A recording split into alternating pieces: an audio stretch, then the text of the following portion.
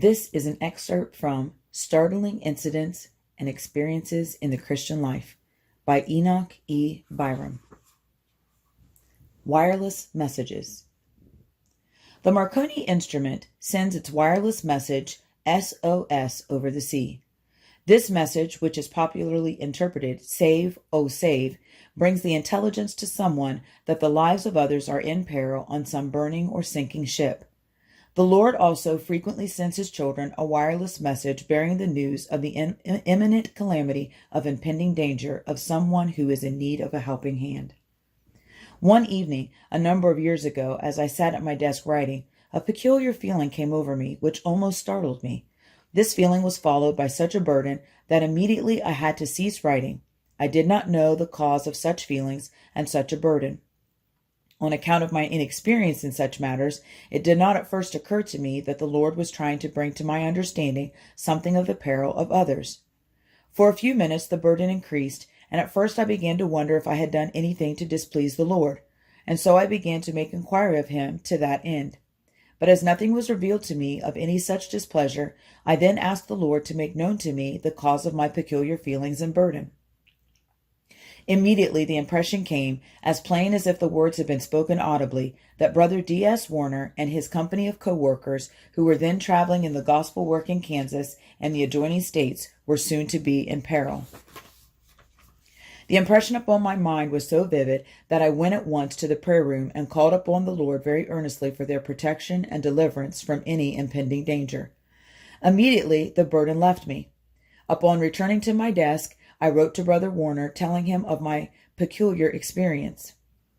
A few days later, a letter came from him stating that on that night, a few hours after I was so burdened for them, they were traveling on a train in Kansas in a terrible windstorm. The coaches of the train swayed from side to side, and it seemed they would be blown from the track almost any moment.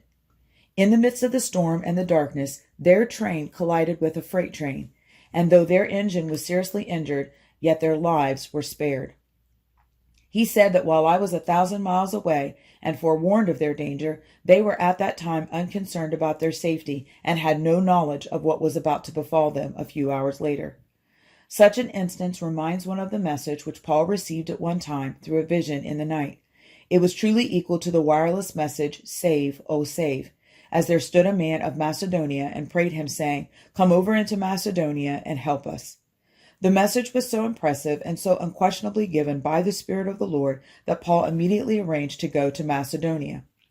Upon his arrival, he found that he was not mistaken in regard to the message. The people there were very much in need of spiritual help. When he went out to the place where prayer was wont to be made, he found their people ready to yield themselves to the Lord as soon as they had heard him preach the gospel.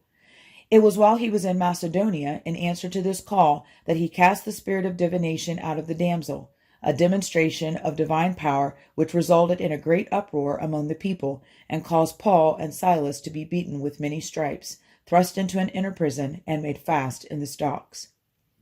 Paul and Silas were so confident that the message they had received came from the throne of God that even all this ill treatment did not discourage them.